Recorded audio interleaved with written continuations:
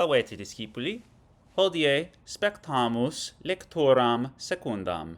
First declension nouns and adjectives, prepositions, conjunctions, and interjections. Hodie discemus primum vocabula capitis secundae. Dende grammaticam capitis. We'll learn about the three genders of nouns and adjectives, namely masculine, feminine, and neuter. Then we'll learn the case system, nominative, genitive, accusative, ablative, and vocative case. We will decline first declension nouns and adjectives. Primum discemus nomina vocabulorum capitis secundae. Sunt quindecim nomina in hoc capite. Fama, forma, fortuna, ira, nauta, patria, pecunia, philosophia, poena, poeta, porta, puella, rossa, sententia, et vita. Sunt duae nomina masculina, nauta et poeta. Sunt tredecim nomina feminina. Primum nomen. Fama, famae. Audisne famam? Imperator mortuus est. Ista fama falsa est. Imperator vivit. Quid significat fama? Fama est nomen femininum.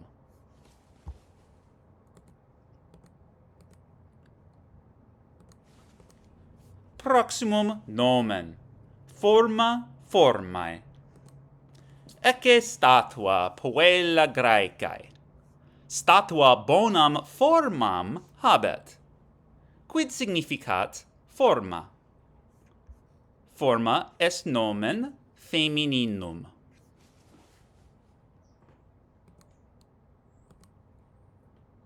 Proximum nomen. Fortuna, fortunae.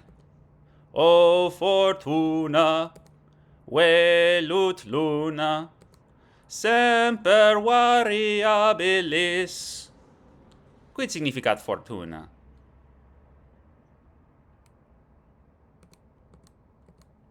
Proximum nomen. Ira, irae. Ira est unum e septem peccatis cardinalibus. Caetera peccata sunt superbia, avaritia, libido, invidia, gula, desidia. Ecce ira. Homo in hac pictura est iratus. Iram habet. Maximam iram habet. Quid significat ira?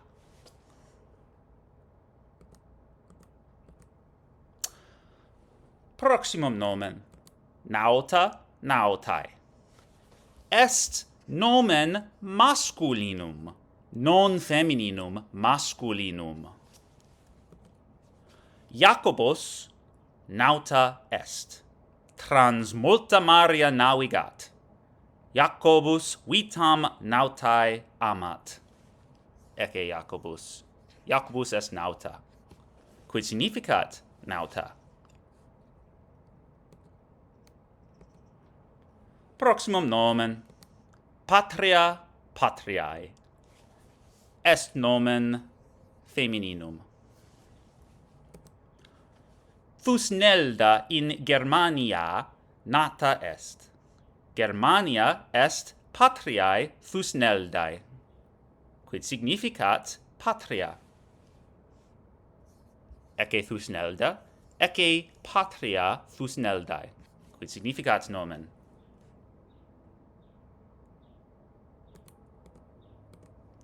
Proximum nomen. Pecunia, pecuniae. Sub imperio Romano, imperatores capita sua in pecunia ponebat. Quid significat pecunia? ecce pecunia Romana, ecce pecunia Americana. In pecunia Romana, videmus capita imperatorum Romanorum, Marcus Aurelius, Commodus, Adrianus, Trajanus, etc. Quid significat pecunia? Hodie praesidentes in pecunia ponimus, ecce capita praesidentium. Proximum nomen. Philosophia philosophiae. Omnes philosophiam legere debent, si de vita cogitant. Quid significat philosophia? In hac pictura discipuli Platonem philosophiam Platonis legunt. Quid significat philosophia? Proximum nomen. Poena poenae. Si imperatorem Caligulam non laudatis, poenas dare debetis. Quid est poena? Poena est mori. Quid significat poena?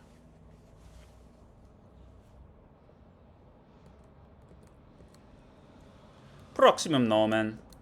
Poeta poetae. Homerus est poeta optimus, Graeci dicunt. Non Homerus, sed Vergilius poeta optimus est, Romani dicunt. Quid significat poeta? Ecce carmina Homeri, ecce carmen Vergilii. Quid significat poeta? Poeta est nomen masculinum, non femininum. Proximum nomen. Porta portae. Urbs Babyloniorum portam pulchram et Assuream habet. Ecce porta Azurea Babyloniorum. Quid significat porta?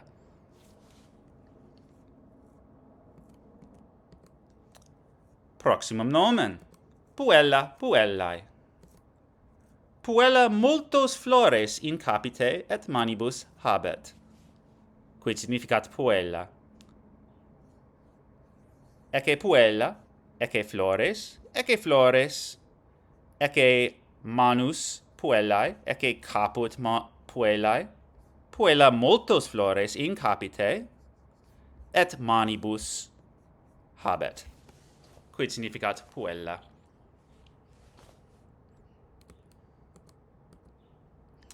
Proximum nomen. Rossa rossae. Omnis rossa spinas suas habet. Quid significat rossa? Ecce rossa, ecce spina rossae, ecce sanguis. Quid significat rossa?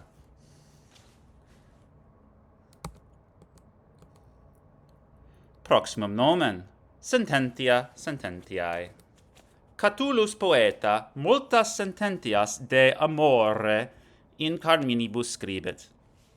Quid significat sententia? Ecce Catullus poeta. Quid significat?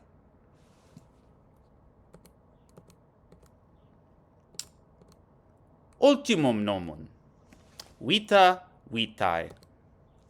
Feles novem vitas habent. Da mihi unam vitam felinam. Quid significat vita?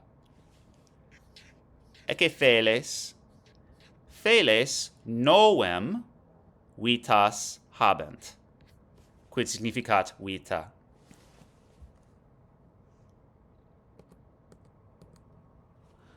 Nunc discemus adjectiva vocabulorum capitis secundae. Sunt quinque adjectiva in hoc capite. Antiquus, magnus, meus, multus et tuus. Primum adjectivum. Antiquus, antiqua, antiquum. Historiam antiquam amo. Multos libros de Graecis et Romanis Aegyptisque lego. Quid significat antiquus.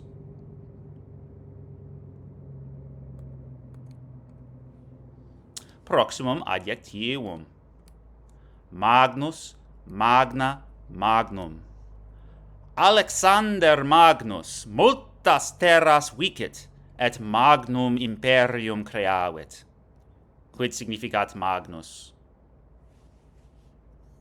Ecce Alexander Magnus. Ecce magnum imperium Alexandri Magni. Quid significat adjectivum. Proximum adjectivum. Meus, mea, meum. Nomen meum est Jeremy, sed vocata me Dr. Swist. Quid significat meus.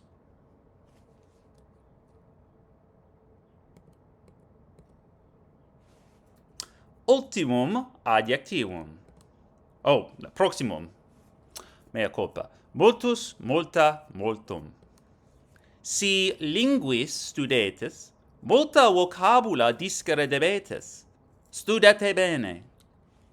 Quid significat multus. Ecce multa vocabula. Quid significat. Ultimum adjectivum. Tuus, tua, tuum. Casa mea est casa tua, amice. Quid significat tuus.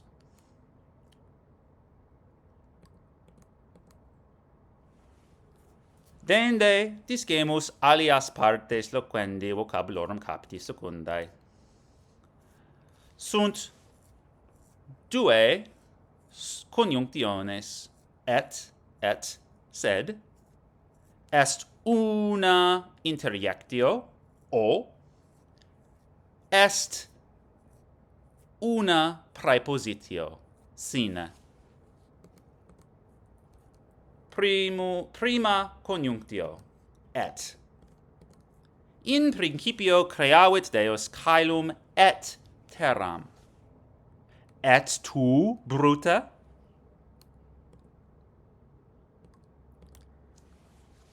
Secunda conjunctio, sed.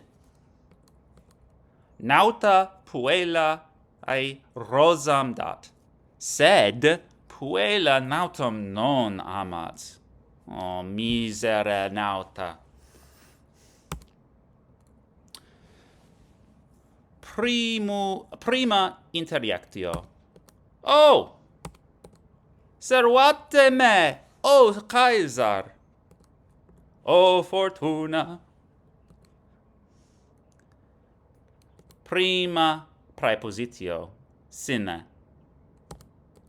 Vita sine musica est misera.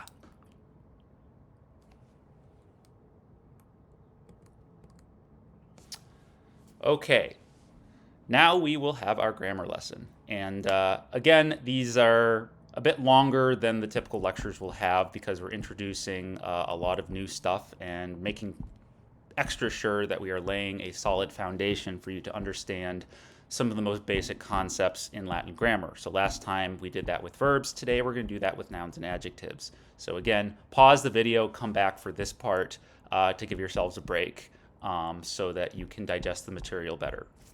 Okay. All right, so we will talk about nouns and adjectives today. So two more very important parts of speech. Okay, and as you may know, nouns, or nomina in Latin, are words for people, places, things, or concepts. So like abstract nouns like justice and truth, okay, in addition to tangible things, right? And then adjectives are the words that modify and describe those nouns, right? So a big place, okay, an important concept, okay, a lovely person. We'll also talk about grammatical gender. So unlike in English, Latin and a lot of Romance languages and other languages like German have their nouns actually have gender which is either masculine or feminine, and then in some other languages like Latin and German and Greek, there's also the neuter gender. Okay, every Latin noun has one of three genders. Okay, we have largely been looking at feminine nouns in this chapter, though you noticed that a couple I have color-coded in blue as masculine nouns. Okay, soon enough, we'll also learn some neuter nouns. Now, neuter nouns, neuter is technically not a third gender. It means that they don't have a gender. So neuter is Latin for neither. So there are two genders in Latin, and then neuter means that the noun doesn't have gender. So technically, saying every Latin noun has one of three genders is misleading, but let's not confuse things more than we are already doing here. Adjectives, because they are describing nouns, well, if the noun has a certain gender, then so will that adjective, and the adjective will take on the gender of the noun they modify, either masculine, feminine, or neuter. So let's look at these three examples. Okay, poeta antiquus. Okay, an ancient or old poet. Okay, so that's a masculine noun, and therefore the adjective that modifies it will take on a masculine ending. Okay, the US ending, which you tend to associate with masculine, right? Patria antiqua, ancient country or ancient homeland. Okay, notice how it's the same adjective, but because it's modifying a feminine noun, it's going to take on a feminine ending to agree and match the gender of the noun it modifies. And the same thing with nomen antiquum, okay, ancient name, okay, old name, okay. So this is a neuter noun, and so the adjective is going to take on a neuter ending, okay, to match.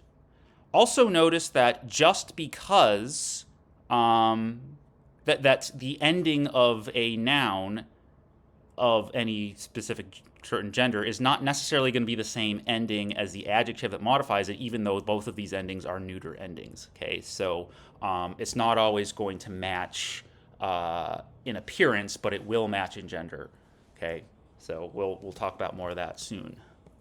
Okay, so in addition to gender and gender agreement between nouns and adjectives, another fundamental thing we are discussing in this chapter is what's called the case system.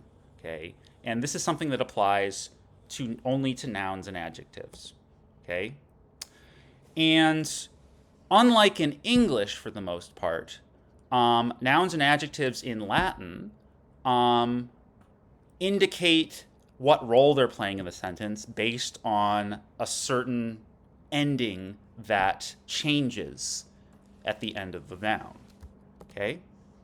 So think of conjugating verbs as putting verbs into a number of different endings in order to determine what they're doing in the sentence. Well, we do the same thing with nouns and adjectives in order to determine what they're doing. And the equivalent of conjugating verbs is what's called declining nouns, putting them into all of their 6 cases. Okay? So there are 6 cases. So the first case, in other words, the first set of endings that indicate a certain role for a noun is called the nominative case. Okay? Notice that nominative comes from nomen, which means noun or name. So this is the name, this is the subject. Okay? The nominative case, nouns that are using nominative case endings are the subject. They are performing the action of the verb, okay, or having the action performed to it if they are passive, if the verb is passive, but don't worry about that. Genitive indicates possession, that the noun in the genitive case is owning something, okay, or being owned by something. The dative case is for what's the indirect object. It's the thing that is indirectly receiving the action, such as I give an apple to the teacher. Okay, the teacher is receiving the action of giving actually indirectly because the apple is the thing directly being given. Whereas the accusative is for the direct object, the apple in that sentence. I give the apple. The apple is being acted upon directly by the action give, and then the teacher is receiving it indirectly. Okay, hence the teacher is the indirect object. We'll look at plenty of examples. Ablative case is sort of a Swiss Army knife of cases. It's used for a lot of different purposes, but largely the ablative case is sort of used to help describe the situation. And it's also used with a number of prepositions, okay, but not all prepositions, okay. Finally, the vocative case, okay, that's direct address. When I say salvete discipuli and you say salve magister, discipuli and magister are in the vocative. It's just direct address, okay. So let's look at an English sentence and its translation in Latin here. Okay, and notice how I color-coded all of the words that correspond to the different cases that they are in. So let's start with the English sentence. The Roman Senate will give you command of the country without delay, Marcus. Okay? So the subject of the sentence is the Roman Senate. And so it's in the nominative case. Senatus Romanus tibi imperium patriae, Marce, sine mora dabit. Okay? So, Senatus Romanus is performing the action of the verb, which is dabit, which is the future of do dare. We'll get to that soon. Okay? And so it's Senatus Romanus. These are nominative case endings. Okay? The Senate will give you command of the country. Okay? Tibi is the indirect object in the dative case. Okay? Because it is receiving the action of the verb dabit, of the giving, indirectly by way of the direct object, which is imperium. Okay? Command. Okay, command is the direct object because it is in the accusative case. Okay, because it is receiving the action of the verb dabit. Command of the country. Okay, this is in the genitive case, patriae, because it is indicating possession of the country. So you can often translate a noun in the genitive case as of the noun. Okay, or apostrophe s, right? So Marcus's country would be patriae Marci, okay? We'll give you command of the country without delay, Marcus, okay? And notice that Marcus is in the vocative because we are directly addressing him, and so he has a vocative case ending. We don't say Marcus in the vocative in Latin. We actually use a different ending, Marce, okay?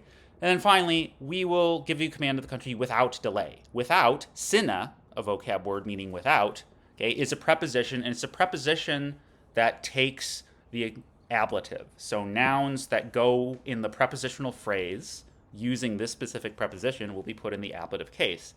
Okay, and so mora means delay, and so mora, okay, that is an ablative case ending. Okay, so you see here, to read this Latin sentence, in order to understand, okay, what each noun is doing, you have to pay attention to its case endings and recognize that, oh, this is in the nominative case, therefore it's performing the action, etc., etc. Okay? So, now that we've done our crash course on the case system, now let's think about some of the nouns that we learned in this chapter. Now, nouns are categorized into a number of categories called declensions. Okay, so remember with verbs there were 4 conjugations, depending on the patterns in which they conjugate. So the first conjugation with all the A's, the second conjugation with all the E's. Well, nouns can be categorized similarly in Latin according to the patterns that they decline in. In other words, when you put them into the different 6 cases in singular and plural. Okay? So there are 5 declensions in Latin, and so the nouns that we will deal with in this chapter are all nouns of the first declension, which means they all decline the same. They have the same set of endings, okay, when we put them into the 6 cases, okay? And there are ways to identify a noun's declension, and you identify it by actually looking at its genitive case. In other words, you have to decline it into the first 2 cases in order to figure out what its declension is. And that is why when you are given a new vocab word, you're actually given 2 forms. Okay? Remember, you're given the principal parts of verbs in order to identify the conjugation. Well, you're given the first two declinings of the noun in order to identify that it's a specific declension. So here are the examples of nouns in all 5 declensions. So in this unit, we learned the first declension, okay? So a word like fama, famai, which means rumor, okay? We know that it is first declension because in the genitive singular, the second form here, it ends in an AE, okay? Only nouns in the first declension will end in AE in the genitive singular, okay? Later, we'll learn the second declension, oculus oculi, the word for eye, okay? Notice that has a different ending. The third declension, nomen nominis, ends in a short is. The fourth declension, senatus senatus, okay, with the long us, that's unique to the fourth declension. And then the fifth declension, fides fidei, the word for loyalty or devotion or faith, okay, ends in an ei, okay? You'll notice that a lot of the nouns in the first declension will be feminine, and the majority are, but not all of them are. Some of them are masculine. So do not equate declension with gender. Okay? We'll make that clear in a moment. Okay? So,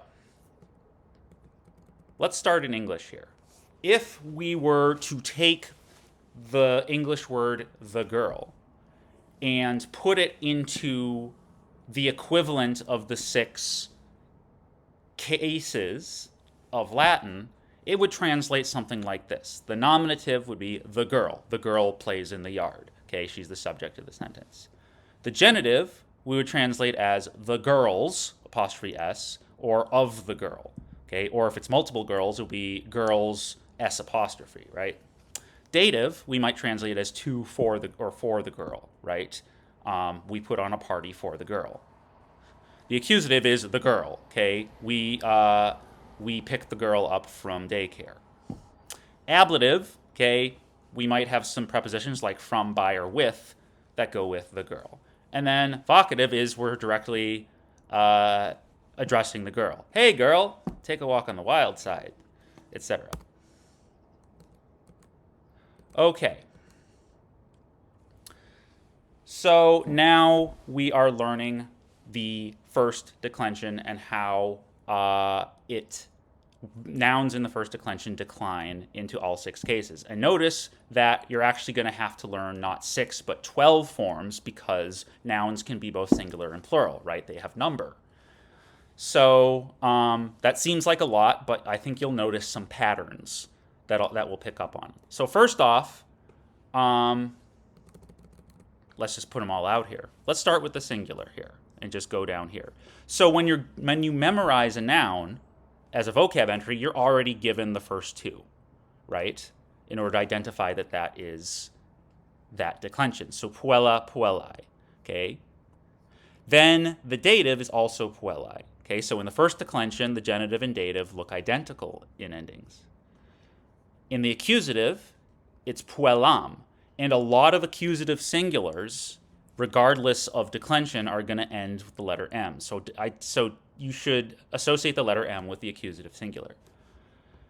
The ablative is like the nominative, except the final A is a long A rather than a short A. So here's an instance where the length of a vowel, the difference between a long or short vowel is meaningful, okay, especially meaningful. And then the vocative is actually the same as the nominative. And in a lot of situations, the vocative and the nominative will be identical, but not always, okay? In the first declension, it is. So that gives you a break. Then in the plural, we have different forms, though you'll see that in the plural, there's actually more regularity than you think, okay? So the nominative plural of girl, so girls, is puellae. So here's where things are going to get a little confusing because that's the same ending as in the genitive and dative singular. So you're like, well, how can you tell them apart? Context, right? Look at what's going on in the sentence and see which of the 3 make the most sense when you translate. Okay? The genitive plural is puellarum. Okay? That's pretty distinct, right? Arum. Okay? All genitive plurals, regardless of declension, are going to end in a um. Okay? So that'll help. Next is the dative, so 2 or 4 of the girls. Puellis, the long is. Okay? Then in the accusative, it's puellas. okay, along AS. And notice that we're seeing a lot of S endings in the plural, and that is anticipating S endings for the plural in later languages, including English. Okay? The ablative plural is puelis, which is identical to the dative plural in form. And here is a nice rule to memorize, is that the dative and ablative plural of any declension will always look identical. Okay? Finally, the vocative is puelli. And here's another rule to fall back on. The vocative plural, hey girls, okay, will always look identical in form to the nominative plural regardless of declension. Okay? So this looks like, a bunch of forms to memorize, but actually there's a lot of patterns, okay, and sort of shortcuts that can help you fill out these forms. Okay? Now, remember that there is a difference between declension and gender. They are not the same. Okay? And because of that, adjectives will not always look identical in ending to the nouns that they modify, even though they actually agree. Okay? So notice that a couple of the nouns we learned in this chapter, such as nauta and poeta, are masculine rather than feminine, right? So the majority of nouns in the first declension are feminine, but some are masculine. Okay? And that's useful because adjectives, or at least most adjectives in Latin, are going to have a specific set of endings, okay, that case endings that will have a degree in gender but not always look identical. Now, if you have a feminine noun and you have an adjective like Romanus, Romana, Romanum, okay, then it's kind of easy because it's the same case endings, right? Okay. But if you have nauta, which is masculine, then actually adjectives agreeing with it will actually use a different declension, namely the second declension, to have endings agree with it. Okay, so once we learn the second declension in the next chapter, we'll get used to these sort of case endings and how adjectives work. So adjectives behave a little funny with that regard. Okay. But the biggest takeaway here is that an adjective will always agree with the noun it modifies in gender, case, and number. Okay? So for instance, patriam is feminine, accusative, singular. And so romanam is going to agree with it by using a feminine accusative singular ending. Okay? So there we go. And also notice that most adjectives will go after the noun they modify rather than before, which is something we also see in Romance languages, if you're familiar. Okay. So last thing, okay, before I let you go, okay, appreciate your patience, but there's just a lot of important fundamental things to lay here. Okay. Here's a sentence I encourage you to translate. Si poeta puellae pecuniam nautaidat, poeta sine poena valere non debet. Okay? See what you can make of that. Okay? You're going to have to look at the case endings of each of these nouns in this sentence in order to figure out what role it's playing in the sentence. Okay? Also, sometimes word order helps too. So, si poeta. If the poet is masculine, and it's also nominative. So, if the poet, and then you may have to go to the end of the phrase to find the verb. If the poet gives pecuniam puellae nautai. Okay? So, if the poet gives money, this is accusative, to the girl, okay, this is dative. But wait a minute, what's nautai here? If the poet gives the sailor's money, or the money of the sailor, to the girl, the poet, non debet, ought not to thrive, or survive even, sine poena, without punishment. So this is ablative with the preposition here. Okay, so you'll get plenty of practice with this, but this is to start you off. Okay, that's it. That was a lot. Again, feel free to you know watch this lecture more than once to really get this down. Look at other resources, but right now, respond to the lecture, then read the textbook, which also explains this material before you get to the exercises. Okay, and hopefully you'll some things will stick, but we're going to be working with this quite a bit. So don't worry if this was a lot. Ok, well, lette discipuli.